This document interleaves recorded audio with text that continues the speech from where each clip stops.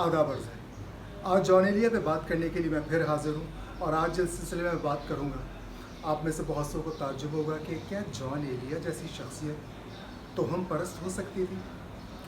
Basically होता यह है कि हम जिनको आइडियलाइज़ करते हैं, जो हमें इंस्पायर करते हैं, जिनकी वजह से हमें बहुत से हमारे जज्बात का इजहार होता है, जिनकी सीख मिलती है, तो वो भी एक आम इंसान ही होते हैं। इसको लोग ये समझने से कासिर हैं। अक्सर मुझसे सवाल किया जाता है कि वो क्या हर वक्त डिप्रेस रहते थे और वो हर वक्त उदास रहते थे, क्योंकि उनकी शायरी से तो यही लगता है कि वो हर वक्त उदास रहते थे। तो ऐसा हरगिज़ नहीं है कि वो हर वक्त डिप्रेस रहते थे, उदास रहते थे। उनका जो कॉमेडी सेंस है और जो उनका सेंस ऑफ ह्यूमर है वो मार्वलस।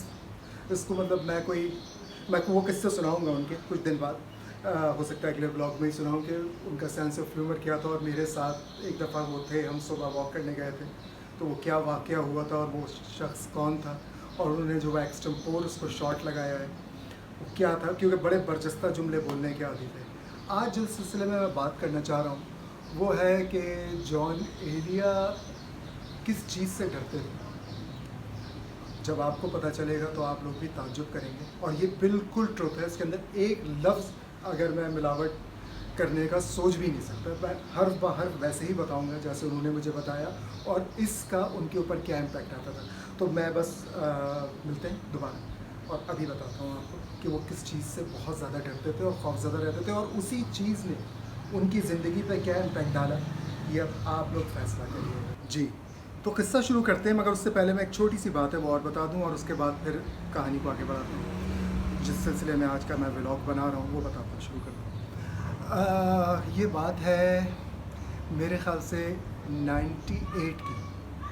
1998 की बात है कि जॉन एलिया का किसी साहब ने हाथ देखा। वो कहीं बाहर गए हुए थे, वो घर वापस आए, शाम की बात है, शाम को घर वापस आए, उस वक्त काफ़ी खुश थे। तो कह रहे हैं कि आज एक साहब ने मेरा हाथ देखा और उन्होंने कहा कि आप अपने ख़ानदान की जो शोहरत है उसको और आगे लेके जाएंगे। तो उस वक्त तो यकीन नहीं आया, क्योंकि हाथ देखने पे आमतौर पे हमारे घर में कोई इतना यकीन करता नहीं था, ख़ानदान नहीं करता। अच्छा, उस बात को मुझे अंदाज़ा ही हुआ कि वो हर्फ बहर्फ सच साबित हुई, क्योंकि जॉन एलिया जो अपनी ज़िंदगी में जितने मशहूर थे, अपने इंतकाल के बाद वो उससे 10 गुना क्या 50 गुना ज़्यादा मशहूर है। और ये शोहरत अगर आज वो देख रहे होते तो वो बड़े खुश होते। वो अक्सर कहा करते थे कि मैं हिस्ट्री में जाऊँगा और I am the John Elia, ये उनके अल्फाज होते थे, I am the John Elia. वो हमेशा ये बात कहा करते थे। तो किस्सा ये है जिससे वो डरते थे बहुत ज़्यादा, और जो तोहम परस्ती थी, मगर वो किस हद तक तोहम परस्ती थी उसको फ़ैसला आप लोग करिएगा। चचा जॉन जो डरते थे वो डरते थे 8 के हिंसे से और 4 के हिंसे से। 8 और 4। अब मैं बताता हूँ कैसे डरते थे। चचा जॉन बताते थे कि बाबा यानी कि शफ़ीक हसन एलिया कहते थे कि जब 8वां महीना अगस्त का शुरू होता है तो वो उनकी रूह कांप जाती थी, शफ़ीक हसन एलिया की, और वो 8वां महीना शुरू होने से पहले सदक़े और ज़कात निकालने शुरू कर देते थे कि ये महीना महफूज रहे। क्योंकि हमारे ननियाल के ख़ानदान में जो ज़्यादातर इंतकाल होते हैं उसमें 2 डेट्स होती हैं, 4 और 8। अब रईस साहब यानी कि रईस अमरोही का जो गोली लगी और जब वो शहीद हुए तो उस दिन जो तारीख़ थी वो थी 22 सितंबर, यानी कि 2 और 2 4, तो 4 यहाँ से आ गया। इसी तरह बेगम रईस अमरोही का जो इंतकाल हुआ उस दिन जो डेट थी वो थी 17 फरवरी, यानी कि 7 और 1 8, फिर 8 का नंबर आ गया। इसी तरह शफ़ीक हसन एलिया उनका जो इंतकाल हुआ वो थी 8 अगस्त, 8वां महीना भी और 8वीं डेट भी उसके अंदर।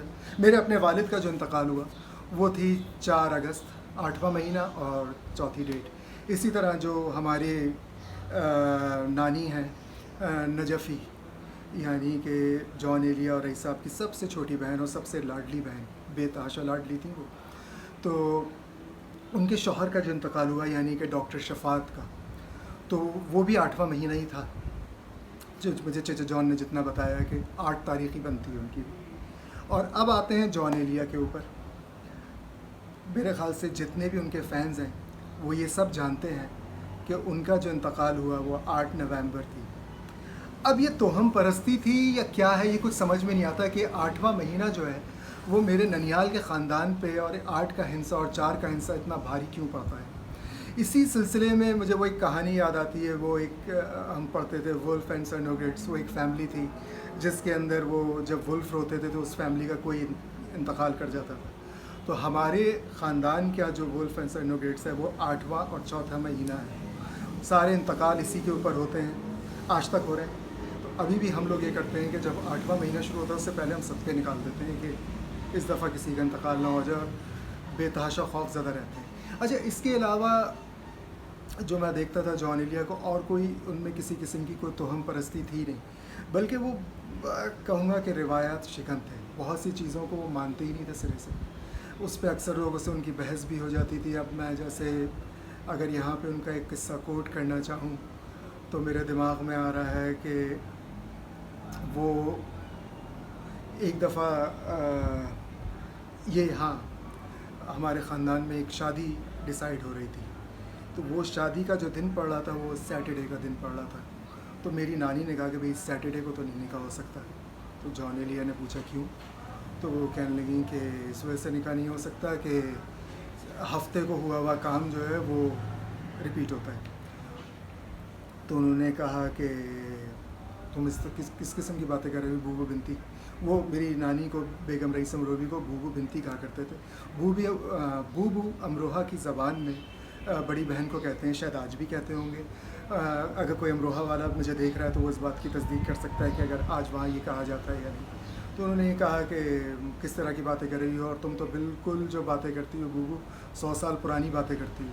ایک حد تک تو وہ اتنے لبرل تھے, مگر 8ویں مہینے کے اوپر یا 8 تاریخ کے اوپر اور 4 تاریخ کے اوپر وہ بالکل بھی کسی طرح کمپرومائز کرنے کو تیار نہیں ہوتے تھے. تو اب اس کے پیچھے کیا لاجک ہے اس بارے میں آپ لوگ فیصلہ کیجیے گا کہ 8 کا ہندسہ کیا واقعی میں منحوس ہوتا ہے. مجھے کچھ بتائیں بھی. اچھا, میری اپنی جو ڈیٹ آف برتھ ہے وہ 17 میں ہے. میرا اپنا نمبر بھی 8 ہے. میں شاید جو میرے ساتھ جو نحوست چلتی ہوگی وہ شاید اسی وجہ سے ہوگی, لیکن اس کے باوجود جان ایلیا میرے بڑے قریب تھے اور میرا ان کا جو تعلق تھا وہ کسی سے ڈھکا چھپا نہیں ہے. بلکہ میں آپ کو ایک قصہ اپنے حوالے سے آج بتاتا ہوں کہ میں بچپن میں پینٹنگ کیا کرتا تھا اور اقبال میدی کا اسٹوڈنٹ بھی تھا. تو ڈیلی میں اقبال میدی کے یہاں جایا کرتا تھا. تو وہ چچا جان جو تھے وہ وہاں پہ اقبال میدی کے یہاں بہت آتے تھے اور آ کے کافی دن تک رہتے تھے. تو وہاں وہ مجھے پینٹنگ کرتے ہوئے دیکھتے تھے. اچھا, وہ اقبال میدی سے کہتے تھے اس کو سختی سے سکھانا, کہیں یہ نہ ہو کہ یہ کیا کہتے ہیں اس کے ساتھ تم کوئی رعایت کرو اور یہ کام نہ سیکھ پائے. چچا جان کا ایک ماننا تھا اور وہ ہمیشہ ایک بات کہا کرتے تھے, جو بھی کام کرو اس میں پرفیکشنسٹ بنو. خود بھی پرفیکشنسٹ ہی تھے, ان کی شاعری میں آپ کو نظر آتا ہے. تو وہ کہتے تھے کہ اگر آپ جو بھی کام کریں تو وہ اس حد تک کریں کہ آپ سلطانہ ڈاکو بن جائیں. سلطانہ ڈاکو کی مثال پہ آپ کو تعجب ہو رہا ہوگا کہ یہ کیا مثال ہے. سلطانہ ڈاکو وہ کہتے تھے کہ اب ڈکیتوں کا ذکر آئے تو سب سے پہلے سلطانہ ڈاکو کا ذکر آتا ہے. یعنی کہ کام میں اتنی مہارت کہ اس کو ایکسٹریم پہ پہنچا دیا اس نے. خیر, میں بڑا نااہل تھا کہ میں وہ مصور نہ بن پایا, جبکہ چچا جان مجھے ہر وقت پروموٹ بھی کرتے رہتے, لوگوں سے ملواتے بھی تھے کہ یہ ذوالفقار ہے, اور بابی کہتے تھے وہ مجھے. بابی فنان انہوں نے میرا نام رکھا تھا. فنان ان کا ہی بتایا ہوا نام ہے, میرے ویب پیج کا نام بھی ہے. تو فنان کا مطلب وہ کہتے تھے آرٹسٹ. اچھا, ان کو فیس نام بھی بہت پسند تھے. یہ بھی میں آج ذکر کرنا چاہ رہا تھا کہ آپ دیکھ رہے ہیں فاریا, فیروزی, اس کے علاوہ ان کی جو بڑی صاحبزادی ہیں ان کا نام بھی فے سے ہی ہے. تو اس فے سے متعلق جو ان کے ناموں کی ایک لمبی داستان ہے اور شاعری میں بھی آتی ہے, اس کا میں اگلے کسی ولاگ میں ذکر کروں گا. اور اس سے ایک بڑا دلچسپ جڑا ہوا قصہ ہے, میں وہ بھی بتاؤں گا کہ میری والدہ کے ساتھ وہ پیش آیا.